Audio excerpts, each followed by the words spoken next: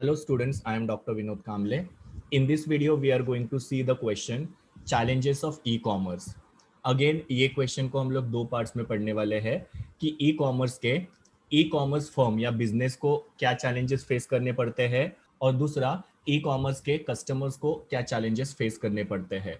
तो ऐसे दो पार्ट्स में ये क्वेश्चन को हम लोग पढ़ने वाले हैं। सबसे पहले हम लोग देखते हैं challenges of e commerce for e commerce firms या कंपनी। पहला चैलेंज है कंपनीज के लिए, वो है high rate of return of goods. Now high rate of return of goods का मतलब क्या होता है कि बहुत सारे कस्टमर जो गुड्स को वापस कर देते हैं। तो ई कॉमर्स में इंडिया में बेसिकली क्या होता है कि बहुत सारे कस्टमर्स फर्स्ट टाइम बायर्स होते हैं। फर्स्ट टाइम बायर मतलब कि पहली बार वो गुड्स को बाय कर रहे रहते हैं ऑनलाइन। इसका मतलब क्या होता है कि कस्टमर जो होते हैं उनका अभी तक उन्होंने माइंड सेटअप नहीं किया है कि उनको वो प्रोडक्ट परचेस करना है। जस्ट यहाँ पे क्या होता है कि जो भी एडवर्टीजमेंट उन लोगों को सोशल मीडिया पे वगैरह दिखता है उसके वजह से वो इन्फ्लुएंस होते हैं, जिसको हम लोग fall prey to hard sell बोलते हैं। हार्ड सेल का मतलब क्या होता है कि कोई एडवर्टीजमेंट कहीं पे देख लिया और उसको देख के फिर बाद में कस्टमर ने वो प्रोडक्ट को ऑर्डर कर लिया। बाकी उनको माइंड से ऐसे नहीं लगता है कि हमको ये प्रोडक्ट परचेस करना चाहिए। जैसे कि आप लोग इंस्टाग्राम वगैरह यूज करते हो या यूट्यूब वगैरह वीडियोस देखते हो, तो वहां पे भी आप लोग देखते हो कि बहुत सारे अच्छे प्रोडक्ट्स के एडवर्टीजमेंट जो होते हैं उसके इमेजेस अपलोड किए जाते हैं, फिर प्रोडक्ट के जो वीडियोस होते हैं वो अपलोड किए जाते हैं और वो इतने अट्रैक्टिव होते हैं कि कस्टमर जो होते हैं वो इन्फ्लुएंस हो जाते हैं और फटक से फिर वो प्रोडक्ट को परचेस करने के लिए वो लोग ऑर्डर प्लेस करते हैं। तो इस तरीके से कस्टमर जो है वो हार्ड सेल को इन्फ्लुएंस हो जाते हैं। हार्ड सेल मतलब क्या, उन्होंने एक अच्छा एडवर्टीजमेंट देखा किसी भी सोशल मीडिया के ऊपर और उसके वजह से वो इन्फ्लुएंस हो गए। बट जब तक प्रोडक्ट उनके घर पे डिलीवर होता है तब तक वो रिग्रेट करते हैं, मतलब उनको पछतावा होता है कि ये प्रोडक्ट मुझे नहीं चाहिए करके। बिकॉज यहाँ पे हम प्रोडक्ट जब ऑर्डर करते हैं तो उसकी डिलीवरी हम लोग को आते आते 4-5 दिन या एक हफ्ता लग जाता है। तब तक कस्टमर का पूरा माइंड सेट जो होता है वो चेंज हुआ रहता है। तो जैसे ही प्रोडक्ट कस्टमर को डिलीवर होता है कस्टमर रिग्रेट करते हैं और वो गुड्स को वो रिटर्न करते हैं। तो हमारे यहाँ पे इंडिया में गुड्स का रिटर्न करने का रेट जो है काफ़ी ज़्यादा है, स्पेशली ई कॉमर्स कंपनीज के अंदर। अभी जब कस्टमर्स गुड्स को रिटर्न करते हैं तो वहां पे कंपनीज के लिए वो बहुत ज्यादा एक्सपेंसिव होता है, बिकॉज कंपनी को यहाँ पे रिवर्स लॉजिस्टिक करना पड़ता है। मतलब जैसे कि पहले गुड्स जो थे वो मैन्युफैक्चरर से वो जो डिस्ट्रीब्यूटर है उनके पास आया, डिस्ट्रीब्यूटर से कस्टमर के पास आया। अभी वापस से गुड्स क्या हो जाएंगे, डिस्ट्रीब्यूटर से मैन्युफैक्चरर के पास चले जाएंगे। तो यहाँ पे वो जो गुड्स का डिलीवरी है उसमें काफी ज्यादा चार्जेस वगैरह इन्वॉल्व होते हैं और ये रिटर्न गुड जो होते हैं वो वापस से ई कॉमर्स कंपनी के लिए काफी ज्यादा चैलेंजिंग और काफी ज्यादा एक्सपेंसिव हो जाता है। तो इस तरीके से इंडिया के अंदर हाई रेट ऑफ रिटर्न है गुड्स का, जिसकी वजह से ई कॉमर्स कंपनी को ये बहुत ही बड़ा चैलेंज फेस करना पड़ता है। दूसरा है cash on delivery is the preferred mode of payment. मतलब ज्यादातर लोग क्या करते हैं, ऑनलाइन पेमेंट जो है करते नहीं है। मतलब क्रेडिट कार्ड, डेबिट कार्ड या डिजिटल वॉलेट या नेट बैंकिंग, फोन बैंकिंग से वो लोग पेमेंट नहीं करते हैं। जब गुड्स की डिलीवरी आएगी तभी हम पेमेंट करेंगे, ऐसा वो इंसिस्ट करते हैं। तो मोस्ट ऑफ द कस्टमर जो होते हैं वो कैश ऑन डिलीवरी यही पेमेंट मोड जो है वो प्रीफर करते हैं। अभी ऐसा क्यों करते हैं, बिकॉज बहुत सारे कस्टमर्स ऐसे होते हैं जो मिडिल क्लास होते हैं, उनके पास क्रेडिट कार्ड की एक्सेस नहीं होती है। मतलब काफी सारे लोगों के पास क्रेडिट कार्ड अवेलेबल नहीं होता है। फिर बाद में यहाँ पे ऑनलाइन ट्रांजैक्शन के ऊपर उनका ट्रस्ट भी काफी कम होता है, बिकॉज यहाँ पे हमारे पासवर्ड्स वगैरह हैक होने के डर हो सकते हैं या फिर कभी कभी हमारे बैंक अकाउंट में से ज़्यादा पैसे जो है वो डेबिट होने के चांसेस हो सकते हैं। तो इस डर की वजह से यहाँ पे कस्टमर ऑनलाइन यहाँ पे पेमेंट करते नहीं है और उसके लिए वो क्या करते हैं, कैश ऑन डिलीवरी को प्रीफर करते हैं। तो इंडिया में सबसे ज़्यादा कैश ऑन डिलीवरी जो है उसको प्रीफर किया जाता है ई कॉमर्स से जब भी हम लोग गुड्स परचेस करते हैं उसके पेमेंट के लिए। लेकिन यहाँ पे होता क्या है कि जब हम लोग कैश में पेमेंट करते हैं तो वो जो ई कॉमर्स कंपनी है या उनके जो भी सेल्समैन वो प्रोडक्ट को डिलीवर करने के लिए आए और पेमेंट कलेक्ट करते हैं, उनके लिए काफी ये रिस्की हो जाता है और ये थोड़ा एक्सपेंसिव भी हो जाता है। तो cash on delivery mode of payment जो है वो एक तरीके का ड्रॉबैक है। बिकॉज क्या होता है कि जब गुड्स बायर को हाथ में मिलते हैं उसके बाद में बायर जो है वो सेल्समैन को पेमेंट करता है या जो कुरियर कंपनी है उनको पेमेंट करते हैं और फिर कुरियर कंपनी जो मेन मैन्युफैक्चरर है उनको 2-3 वीक के बाद में वो पेमेंट ट्रांसफर करते हैं। तो यहाँ पे क्या हो रहा है कि जब से गुड्स मैन्युफैक्चरर से गए हैं उसके 1-2 हफ्ते के बाद में मैन्युफैक्चरर को पेमेंट मिलता है। तो उसके दौरान जो मैन्युफैक्चरर को वर्किंग कैपिटल की जरूरत पड़ती है तो उसमें प्रॉब्लम क्रिएट होता है। बिकॉज यहाँ पे मैन्युफैक्चरर के पास कैश आने में काफी ज्यादा टाइम लगता है, और बिजनेस में हम लोग को काफी सारे एक्सपेंसेस होते हैं, उसके लिए वर्किंग कैपिटल की जरूरत होती है। जब तक ये कैश नहीं मिलेगा या जब तक ये पेमेंट नहीं मिलेगा, तो दूसरे जो भी वर्किंग कैपिटल की रिक्वायरमेंट है वो मैन्युफैक्चरर की फुलफिल नहीं हो पाती है। तो ये जो कैश ऑन डिलीवरी है, ये बहुत ही बड़ा एक ड्रॉबैक यहाँ पे ई कॉमर्स कंपनी के लिए क्रिएट करता है। प्लस यहाँ पे जैसे मैंने बोला कि गुड्स की डिलीवरी से लेके और पेमेंट रिसीव करने तक मैन्युफैक्चरर को यहाँ पे 2-3 हफ्ते लग जाते हैं। उसके बीच में उनको दूसरे गुड्स को भी स्टॉक करना होता है, मतलब जो गुड्स बिक गए उसके जगह पे अभी दूसरे गुड्स को स्टॉक करना है, तो उसके लिए उनके पास फिर वर्किंग कैपिटल यहाँ पे बचता नहीं है। तो ये कैश ऑन डिलीवरी जो है काफी रिस्की भी है और काफी एक्सपेंसिव भी है ई कॉमर्स कंपनी के लिए। Fourth one is payment gateway has the high failure rate. मतलब काफी बार क्या होता है कि जब हम लोग ऑनलाइन पेमेंट करते हैं तो फेलियर रेट काफी ज्यादा होता है, और इंडियन पेमेंट गेटवे पे पेमेंट के फेलियर का रेट जो काफी ज्यादा है। क्योंकि यहाँ पे क्या होता है कि जब भी कस्टमर पेमेंट करते हैं और वो पेमेंट अगर फेल हो गया तो कस्टमर्स इरिटेट होते हैं, और उसके बाद में वो ट्रांजैक्शन जो होता है वो बंद कर देते हैं। मतलब कि इन शॉर्ट वो लोग गुड्स को परचेस ही नहीं करते हैं, बिकॉज कहीं ना कहीं पे ये कस्टमर को काफी ज्यादा फ्रस्ट्रेट करता है, जिसकी वजह से कस्टमर फिर वो गुड्स को परचेस करना प्रीफर करते नहीं है। Next one is problem of internet access. Now e commerce shopping के लिए इंटरनेट एक बेसिक फैसिलिटी होती है, जिसके बिना यहाँ पे ई कॉमर्स शॉपिंग पॉसिबल नहीं हो सकती है। आजकल इंटरनेट कनेक्टिविटी का इतना ज्यादा मेट्रो सिटीज में प्रॉब्लम नहीं है, पर बहुत सारे ऐसे विलेजेस है या रिमोट एरियाज है जहाँ पे इंटरनेट कनेक्टिविटी बहुत ही ज्यादा पुअर है। तो यहाँ पे कुछ विलेजेस के अंदर या कुछ ऐसे एरियाज है जहाँ पे इंटरनेट प्रॉपर अवेलेबल नहीं होने की वजह से वहाँ के कस्टमर्स को टारगेट करना ई कॉमर्स कंपनीज के लिए काफी ज्यादा डिफिकल्ट हो जाता है। Then next challenge is technical problem. Technical problem का मतलब क्या कि ई कॉमर्स के लिए जैसे मैंने बताया कि इंटरनेट एक बेसिक रिक्वायरमेंट होती है, और काफी बार इंटरनेट का जो स्पीड होता है काफी स्लो होता है। मतलब कोई भी प्रोडक्ट अगर हम लोग को उसकी इमेज देखनी है या डिटेल्स देखना है, या हम लोग एक पेज से दूसरे पेज पे जाने के लिए क्लिक करते हैं, तो वहां पे काफी ज्यादा टाइम लगता है, बफरिंग होता है। या किसी भी वीडियो का डेमो देखने के लिए हम लोग वीडियो प्ले करते हैं, तो वीडियो जो है वो कंटिन्यूअसली प्ले नहीं होता है, स्मूथली प्ले नहीं होता है, बीच बीच में वो बफरिंग होते रहता है। ये किसकी वजह से होता है? तो इंटरनेट का स्पीड जो है काफी कम होने की वजह से। तो ये टेक्निकल प्रॉब्लम जो होता है ये भी ई कॉमर्स कंपनी के लिए एक बहुत बड़ा चैलेंज है।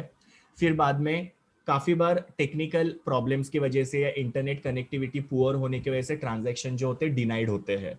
मतलब कस्टमर ने प्रोडक्ट को सिलेक्ट किया, ऑर्डर को प्लेस करने को गया, सारे डिटेल्स वगैरह जो है फिलअप किए, पेमेंट वगैरह करने के लिए जा रहे, तो वहां पे फिर टेक्निकल एरर आ जाता है। मतलब उनकी ऑर्डर जो प्लेस हो ही नहीं पाती है। तो इसकी वजह से भी क्या होता है कि कस्टमर काफी ज्यादा इरिटेट होते हैं। और काफी बार क्या होता है कि पेमेंट के पेज पे जाने के बाद में कस्टमर थोड़े इम्पेशेंट हो जाते हैं, और गलती से वो 2 बार क्लिक करते हैं पेमेंट के ऊपर और उनका 2 बार पेमेंट चला जाता है। तो ये भी यहाँ पे प्रॉब्लम होने का चांसेस होता है because of the slow internet speed. फिर बाद में क्या होता है, गलती से वो जो डबल पेमेंट हो गया वो कंपनी रिटर्न तो करती है, लेकिन वो रिटर्न होने के लिए और 2-3 दिन या एक हफ्ते का टाइम चला जाता है। तो ये कहीं ना कहीं पे एक बड़ा ड्रॉबैक होता है ई कॉमर्स फॉर्म में, कि अगर इंटरनेट स्पीड अगर प्रॉपर नहीं होगी तो वहां पे कस्टमर्स जो है वो कभी कभी डबल पेमेंट करते हैं, और फिर उनका पेमेंट वापस मिलना जो होता है वो उसके लिए काफी टाइम जाता है, और यहाँ पे काफी बार ट्रांजैक्शन जो होते हैं डिनाइड होते हैं, तो वापस से पूरा प्रोसीजर जो होता है कस्टमर्स को फॉलो करना पड़ता है कोई भी गुड्स को परचेज करने के लिए। Next is e commerce business में कंपटीशन बहुत ज्यादा बढ़ती जा रही है। नाउ क्यों यहाँ पे कंपटीशन बढ़ रहा है? तो सबसे पहले कि ई कॉमर्स कंपनी को एक एडवांटेज मिलता है, वो है ग्लोबल रीच का। मतलब वो पूरे वर्ल्ड वाइड कस्टमर्स को टारगेट कर सकते हैं। दूसरा, यहाँ पे प्रॉफिटेबिलिटी बहुत ज्यादा होता है बिकॉज इन्वेस्टमेंट बहुत कम है। फिजिकल शॉप के जैसे यहाँ पे बहुत ज्यादा खर्चे नहीं होते हैं, तो प्रॉफिटेबिलिटी ये बिजनेस में बहुत ज्यादा है। और जीरो इनिशियल कॉस्ट होता है। जीरो इन्वेस्टमेंट कॉस्ट का मतलब क्या, इनिशियली यहाँ पे बहुत ज्यादा इन्वेस्टमेंट करना पड़ता नहीं है। सिंपल एक सिर्फ वेबसाइट क्रिएट करना होता है जहाँ पे कंपनी अपने प्रोडक्ट की डिटेल जो होती है वो अपलोड कर सकती है और कस्टमर्स को अप्रोच कर सकती है। तो काफी बार क्या होता है कि बहुत सारे ऐसे डोमेन से जो free of cost website create करने का ऑप्शन अवेलेबल करके देते हैं, या फिर मिनिमम कॉस्ट में हम लोग अपनी वेबसाइट डेवलप कर सकते हैं। और आजकल सोशल मीडिया है जहाँ पे हम लोग हमारे प्रोडक्ट के बारे में जो भी इमेजेस है वो अपलोड कर सकते हैं, जिसकी वजह से लोगों को हमारे प्रोडक्ट की इन्फॉर्मेशन मिल सकती है। फिर बाद में वीडियोस बना सकते हैं प्रोडक्ट के बारे में जो अलग अलग सोशल मीडियाज के ऊपर अपलोड किए जा सकते हैं। तो इस तरीके से यहाँ पे बहुत ही कम कॉस्ट जो होता है वो इन्वॉल्व होता है। तो बिकॉज यहाँ पे ग्लोबल रीच है, हाई प्रॉफिटेबिलिटी है और इनिशियल कॉस्ट काफी कम होने की वजह से या कभी कभी जीरो होने की वजह से ये जो ई कॉमर्स का बिजनेस है उसके अंदर कंपटीशन बहुत ज्यादा बढ़ते जा रहा है। मींस बहुत सारे बिजनेसमैन जो है वो ई कॉमर्स के तरफ बढ़ रहे हैं या ऑनलाइन वो अपना स्टोर सेटअप कर रहे हैं। नाउ कंपटीशन का सबसे बड़ा डिसएडवांटेज ये है कि कंपटीशन की वजह से प्रॉफिटेबिलिटी जो होती है वो अफेक्ट होती है या कम होते जाती है। क्यों? तो उसके भी कुछ रीजन है, जैसे company aggressive pricing strategy adopt करती है जहां पे कंपनी मिनिमम प्राइस जो है वो कस्टमर्स को ऑफर करने की कोशिश करती है। बिकॉज हम लोग हाई प्राइस चार्ज करेंगे तो हमारे कस्टमर जो है वो कॉम्पिटिटर के पास चले जाएंगे। तो कंपनी यहाँ पे कम प्राइस में गुड्स जो है कस्टमर को ऑफर करने की कोशिश करती है। प्लस कंपनी यहाँ पे कस्टमर्स को हेवी डिस्काउंट्स वगैरह देते हैं, अलग अलग ऑफर जैसे फ्री गिफ्ट्स वगैरह जो होते हैं या कॉम्बो ऑफर्स वगैरह होते हैं वो ऑफर किए जाते हैं। कंपनीज फ्री में कस्टमर को प्रोडक्ट की डिलीवरी ऑफर करती है। फिर बाद में जो एफिलिएट्स होते हैं या वेंडर्स होते हैं, मतलब स्पेशली जो मिडल मैन होते हैं, उनको कभी कभी कमीशंस वगैरह पे करने पड़ते हैं जो काफ़ी हाई होते हैं। तो ये सब चीज़ों की वजह से क्या हो रहा है कि कहीं ना कहीं पे प्रॉफिटेबिलिटी अफेक्ट हो रही है। बिकॉज अगर कंपनी डिस्काउंट्स वगैरह देती है, फ्री में डिलीवरीज वगैरह देती है या प्राइस को थोड़ा कम करती है तो वो प्रॉफिट में से हिस्सा कम हो जाता है। इसके लिए कंपटीशन की वजह से क्या हो रहा है कि ई कॉमर्स कंपनी की प्रॉफिटेबिलिटी कम होते जा रही है। तो बेसिकली ये जो कम प्राइस चार्ज करना, हेवी डिस्काउंट्स वगैरह देना, ये सब के पीछे कस्टमर्स को अट्रैक्ट करना ये कंपनी का ऑब्जेक्टिव होता है। लेकिन ये सब में कंपनी को अपना बिलियंस का जो प्रॉफिट है वो लूज करना पड़ता है। Next challenge is poor logistic and supply chain. इसका मतलब क्या है कि इंडिया में जो ई कॉमर्स चलता है उसमें लॉजिस्टिक इतना ज्यादा डेवलप नहीं है, जिसकी वजह से कस्टमर्स को हम लोग टाइम पे गुड्स सप्लाई नहीं कर पाते हैं। लॉजिस्टिक का मेन पर्पस क्या होता है कि टाइम पे गुड्स को मैन्युफैक्चर करके कस्टमर तक पहुंचाना। लेकिन इंडिया में अभी भी लॉजिस्टिक जो है इतना ज्यादा डेवलप नहीं है, वो अंडर डेवलप्ड है और उसके वजह से ई कॉमर्स के डेवलपमेंट में इंडिया में काफी ज्यादा हर्डल्स क्रिएट होते हैं। अभी काफी सारे मल्टीनेशनल कैरियर्स है, मतलब जो गुड्स की डिलीवरी करती है, जैसे डीएचएल आपने सुना है, फेडेक्स आपने सुना है, तो ये इंडिया में ऑपरेट होते हैं और ये इंडिया के साथ साथ बहुत सारे कंट्रीज में गुड्स की डिलीवरी करते हैं। बट काफी बार क्या होता है कि छोटे छोटे सिटीज में डिलीवरी करने के लिए थर्ड पार्टी की सर्विसेज जो होती है वो हायर किए जाते हैं। मतलब कोई भी ट्रांसपोर्ट कंपनी वगैरह हो या कोई भी कुरियर कंपनीज वगैरह जो होती है उनको यहाँ पे हायर किया जाता है। फिर बाद में काफी ऐसे एरियाज होते हैं जहाँ पे रोड्स वगैरह प्रॉपर नहीं होते हैं या जहाँ पे गाड़ियां वगैरह नहीं पहुंच पाती है, तो वहाँ पे बाइसिकल के थ्रू भी गुड्स को डिलीवर किया जाता है। फिर बाद में स्कूटीज वगैरह होते हैं या फिर बाइक होते हैं, तो उसके द्वारा यहाँ पे गुड्स जो है डिलीवरी किया जाता है, जहाँ पे गुड्स की डिलीवरी दूसरे मोड ऑफ ट्रांसपोर्ट से पॉसिबल होता नहीं है। अभी कुछ ऐसे ई कॉमर्स कंपनी है जैसे फ्लिपकार्ट, उन्होंने खुद का ही एक अपना लॉजिस्टिक डिपार्टमेंट जो है वो एस्टेब्लिश किया है ताकि वो टाइम पे गुड्स जो है वो कस्टमर्स को डिलीवर कर पाए। लेकिन ये लॉजिस्टिक जो है इसको सेटअप करने के लिए काफी ज्यादा ह्यूज इन्वेस्टमेंट करनी पड़ती है और बड़ी बड़ी जो ई कॉमर्स कंपनीज है वो उसको अफोर्ड कर पाती है। लेकिन छोटे जो ई कॉमर्स कंपनी है उनके लिए खुद का लॉजिस्टिक सेटअप करना इतना पॉसिबल होता नहीं है और ना ही वो ये जो मल्टीनेशनल कैरियर्स है जैसे डीएचएल और फेडेक्स वगैरह है इनकी सर्विस को वो हायर कर सकते हैं, बिकॉज इनको डिलीवरी के चार्जेस जो होते हैं वो पे करने पड़ते हैं और उनके रेट ऑफ डिलीवरी चार्जेस जो होते हैं काफी हाई होते हैं। तो इस तरीके से ई कॉमर्स के अंदर जो ई कॉमर्स कंपनी है उनको लॉजिस्टिक और सप्लाई चेन का प्रॉब्लम भी फेस करना पड़ता है। और लास्ट वाला चैलेंज है ई कॉमर्स फर्म के लिए अदर चैलेंजेस, जिसमें सबसे पहले है कि ई कॉमर्स पोर्टल जो होते हैं उनका सेटअप कॉस्ट जो होता है वो काफी हाई होता है। पोर्टल का मतलब क्या, वेबसाइट्स वगैरह जो होते हैं वो सेटअप करने के लिए, डिजाइन करने के लिए काफी ज्यादा कॉस्ट जो होता है वो कंपनी के लिए इनकर होता है। यहाँ पे हार्डवेयर और सॉफ्टवेयर का सेटअप जो होता है वो एम्प्लॉयज को जो ट्रेनिंग प्रोवाइड करनी पड़ती है वो, और ये जो सॉफ्टवेयर होते हैं, हार्डवेयर होते हैं, उनको टाइम टू टाइम मेंटेन करना, ये सब काफी ज्यादा एक्सपेंसिव हो जाता है। तो इसके लिए मैंने यहाँ पे कहा कि ई कॉमर्स में जो पोर्टल्स होते हैं उनका स्टार्टअप कॉस्ट जो होता है काफी ज्यादा होता है। और दूसरा अदर चैलेंज है कि बहुत सारे ई कॉमर्स कंपनीज जो है वो फेलियर होते हैं, मतलब वो शट डाउन हो जाते हैं। जैसे हमने road map of e commerce in India उस क्वेश्चन के अंदर देखा था कि 2000 ईयर में काफी सारे ई कॉमर्स कंपनीज जो है मिजरेबली फेल हो चुके थे और जिसकी वजह से ये कंपनी जो क्लोज डाउन हो चुकी थी। फिर नेक्स्ट अदर चैलेंज ये है कि ई कॉमर्स फर्म में कस्टमर को इम्पर्सनल फील मिलता है। इम्पर्सनल फील का मतलब क्या होता है, यहाँ पे जैसे हम लोग फिजिकल शॉप होता है तो शॉप में जाते हैं, वहां पे जो सेल्समैन होते हैं उनके साथ हम लोग हमारी जो रिक्वायरमेंट है उसको डिस्कस कर सकते हैं और हमारे रिक्वायरमेंट के हिसाब से सेल्समैन हम लोग को प्रोडक्ट जो ऑफर कर सकते हैं। तो एक तरीके से यहाँ पे क्या होता है, पर्सनल टच होता है और जिसकी वजह से कस्टमर के साथ एक अच्छा रिलेशन डेवलप होता है।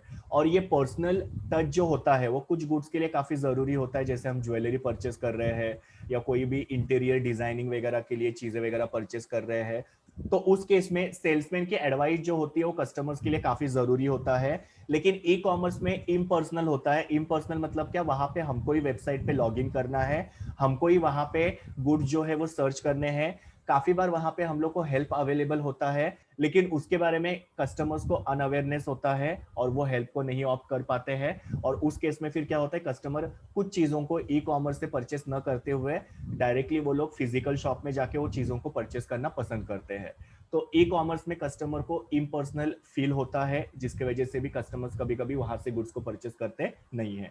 और लास्ट वाला अदर चैलेंज ये है कि काफी बार एड्रेस जो कस्टमर्स ने प्रोवाइड किया रहता है वो मिलता नहीं है, और कुछ कस्टमर जो होते हैं उनको प्रोडक्ट अच्छा नहीं लगने की वजह से वो प्रोडक्ट को वो रिटर्न कर देते हैं। तो ये सारे अलग अलग चैलेंजेस है ई कॉमर्स के, जो ई कॉमर्स कंपनी या फर्म को फेस करने पड़ते हैं। अभी हम लोग देखते हैं what are the challenges face by the customers in e commerce. तो सबसे पहले सिक्योरिटी का इशू बहुत ज्यादा होता है, स्पेशली इंडिया के अंदर।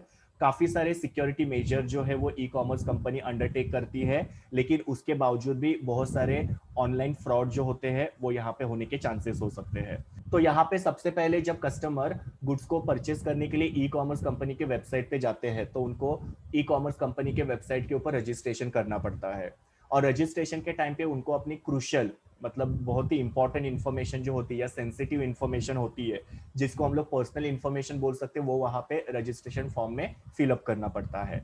जैसे तुम्हारा नाम क्या है या फोन नंबर क्या है, एड्रेस क्या है, या बैंक के डिटेल्स वगैरह पेमेंट के लिए हम लोग को वहाँ पे फिलअप करना पड़ता है। तो ये डिटेल जो होती है काफी सेंसिटिव होती है, पर्सनल होती है, और ये डिटेल जो होती है वो लीक होने की वजह से कस्टमर्स को प्रॉब्लम हो सकते हैं। तो जैसे कि आपको पता है कि हमारा फोन नंबर जो होता है काफी इंपॉर्टेंट होता है। हमारा फोन नंबर अगर बैंक से वगैरह लिंक्ड रहेगा तो वो फोन नंबर को यूज करके हमारे बैंक के जो पासवर्ड्स वगैरह है वो हैक किए जा सकते हैं या वो चेंज किए जा सकते हैं, और हमारे बैंक अकाउंट में से पैसे जो है वो विड्रॉ किए जा सकते हैं। तो ऐसे बहुत सारे हैकर्स होते हैं या बहुत सारे ऑनलाइन फ्रॉड्स होते हैं, जिसकी वजह से कस्टमर को ऑनलाइन शॉपिंग करना काफी इनसिक्योर फील होता है।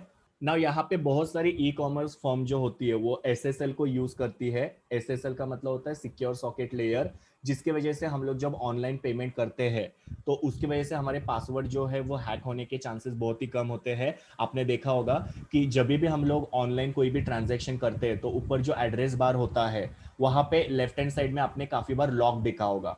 लॉक का मतलब क्या होता है कि हमारा जो ट्रांजैक्शन है वो एकदम सिक्योर तरीके से हो रहा है।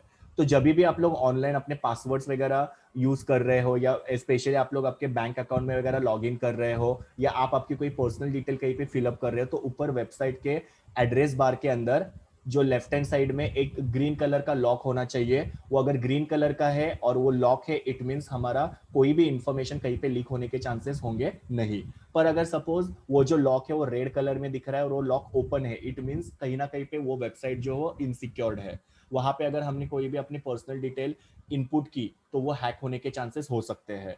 नाउ ये एसएसएल की वजह से क्या होता है, हमारी जो भी इंफॉर्मेशन है वो एनक्रिप्ट होती है। एनक्रिप्ट का मतलब क्या, जैसे कि हम लोग यहाँ पे अगर हमारा यूजर आईडी डालते हैं, पासवर्ड डालते हैं, तो वो ऐसे एक्स या डॉट डॉट फॉर्म में आता है, वो किसी को भी दिखता नहीं है।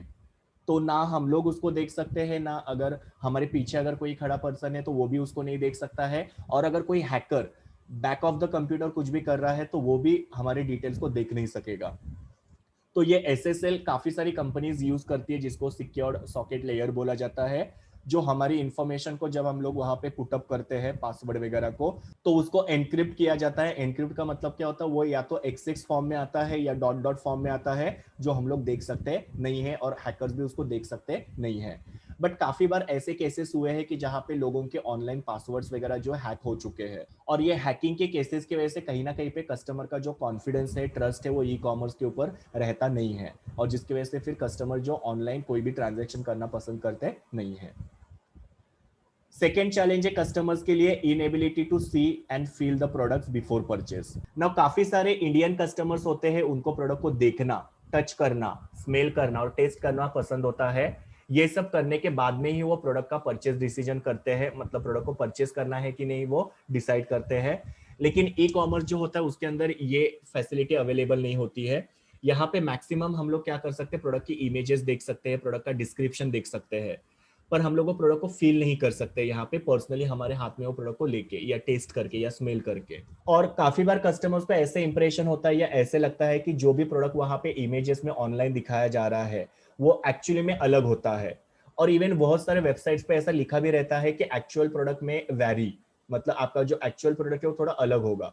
तो भले ही इमेजेस हम लोग को बहुत अट्रैक्टिव लगते हैं, लेकिन जो प्रोडक्ट की डिलीवरी आएगी वो कैसे होगी उसके बारे में कस्टमर को अनसर्टेनिटी होती है। कस्टमर के ऊपर एक इंप्रेशन ऐसे होता है कि यहाँ पे जो भी प्रोडक्ट हमको डिलीवर होगा वो कंप्लीटली अलग होगा। पर आजकल ये भी प्रॉब्लम को ई कॉमर्स कंपनी सॉल्व करने की कोशिश कर रही है, जहां पे कंपनीज क्या कर रही है, रियल प्रोडक्ट के इमेजेस जो है वो अपलोड करने की कोशिश करती है, या प्रोडक्ट को यूज करते हुए उसके वीडियोस वगैरह जो होते हैं वो दिखाए जाते हैं, जिसकी वजह से कस्टमर्स को एक इन्फॉर्मेशन मिलती है कि प्रोडक्ट की साइज क्या है, क्वालिटी क्या है। फिर बाद में प्रोडक्ट की जो भी पॉसिबल इन्फॉर्मेशन है वो ऐड की जाती है, जैसे कपड़े वगैरह है तो उसका साइज क्या है, या कोई भी दूसरे गुड्स वगैरह हम लोग परचेस करें तो उसकी क्वांटिटी वगैरह या कलर्स वगैरह। तो इस तरीके से प्रोडक्ट की रियल इमेजेस अपलोड करने की वजह से, प्रोडक्ट के वीडियोस अपलोड करने की वजह से, प्रोडक्ट की इन्फॉर्मेशन अपलोड करने की वजह से कहीं ना कहीं पे कस्टमर्स को एक कन्वीनियंस मिलता है, उनको वो प्रोडक्ट एक्चुअली में कैसे दिखाएगा उसके बारे में पता चलता है।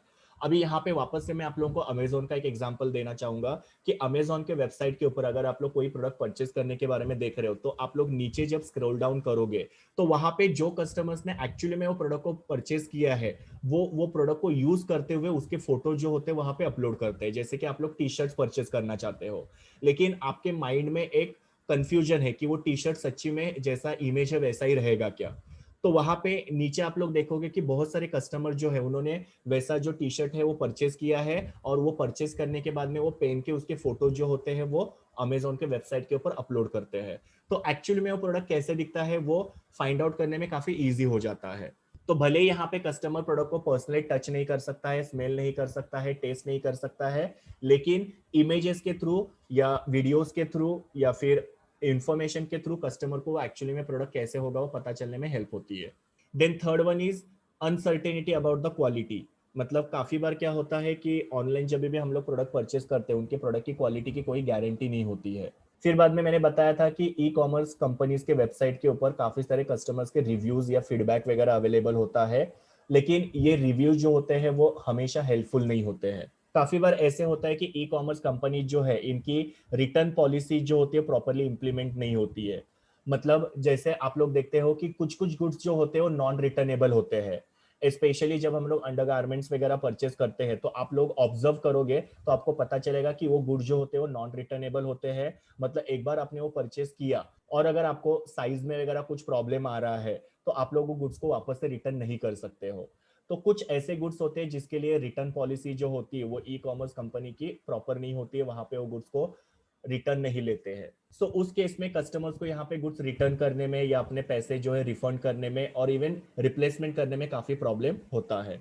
जो भी अंडर गारमेंट्स है वो आप अगर परचेस करते हो तो वहां पे देखो क्लियरली लिखा रहता है कि नॉन रिटर्नेबल करके। तो आपको ऐसे प्रोडक्ट जो होते हैं वो परचेस करते समय बहुत ही केयरफुल रहना पड़ता है। उसका साइज वगैरह जो है, कलर्स वगैरह है वो आपको बहुत ही केयरफुली सिलेक्ट करने पड़ते हैं, बिकॉज दूसरे प्रोडक्ट जो है अगर सपोज वो हमको साइज में फिट नहीं होते हैं या हमारे एक्सपेक्टेशन के हिसाब से नहीं है तो हम लोग उसको 7 दिन के अंदर रिटर्न कर सकते हैं। लेकिन बहुत सारे ऐसे भी प्रोडक्ट्स होते हैं जो नॉन रिटर्नेबल होते हैं, तो उस केस में कस्टमर को प्रोडक्ट को रिटर्न करना या प्रोडक्ट के रिफंड लेना या प्रोडक्ट के लिए रिप्लेसमेंट करना पॉसिबल नहीं होता है। तो ये कस्टमर को कहीं ना कहीं पे डिसअपॉइंट कर सकता है।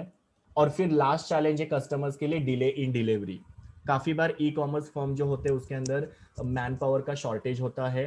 तो ऑब्वियसली मैन पावर का अगर शॉर्टेज होगा तो यहाँ पे गुड्स की डिलीवरी जो है वो हो नहीं पाती है। और बहुत सारे केसेस में ऐसे होता है कि कस्टमर को जो डेट को डिलीवरी प्रॉमिस की थी वो डेट को या वो टाइम पे गुड्स जो होता है कस्टमर को डिलीवर होता नहीं है। कभी भी कस्टमर ऑनलाइन शॉपिंग करते हैं तो वो एक्सपेक्ट करते हैं कि जल्दी ही जल्दी उनको प्रोडक्ट की डिलीवरी मिले, लेकिन मैन पावर का शॉर्टेज होने की वजह से या दूसरे कोई भी ट्रांसपोर्टेशन के इश्यूज की वजह से वो प्रोडक्ट जो होता है वो हम लोग को जो भी प्रॉमिस डेट किया था या जो भी टाइम प्रॉमिस किया था उस पर हमको वो प्रोडक्ट मिलता नहीं है। तो जब कस्टमर को प्रोडक्ट अगर टाइम पे नहीं मिलेगा तो कस्टमर का जो एक्साइटमेंट होता है वो कम होता है, और फिर उसके वजह से कस्टमर जो होते हैं वो डिससेटिस्फाइड होते हैं और नेक्स्ट टाइम शायद तक वो पर्टिकुलर ई कॉमर्स कंपनी के पास से गुड्स परचेस करेंगे नहीं, बिकॉज वो कंपनी के बारे में उनका जो इंप्रेशन था या उनकी जो इमेज थी वो थोड़ी सी अफेक्ट हो चुकी है। ये सारे चैलेंजेस थे ई कॉमर्स में, जिसमें हम लोग ने challenges for e commerce firm मतलब ई कॉमर्स कंपनी को क्या क्या चैलेंजेस या प्रॉब्लम फेस करने पड़ते हैं, और फिर बाद में हमने देखा कि चैलेंजेस फॉर कस्टमर मतलब कस्टमर्स को क्या क्या प्रॉब्लम या चैलेंजेस फेस करने पड़ते हैं। ये मेरी यूआरएल है जहां से मैंने इमेजेस लिए हैं। Thank you students, please do like share comment and subscribe to my YouTube channel and also recommend my channel to your friends. We will meet in the next video.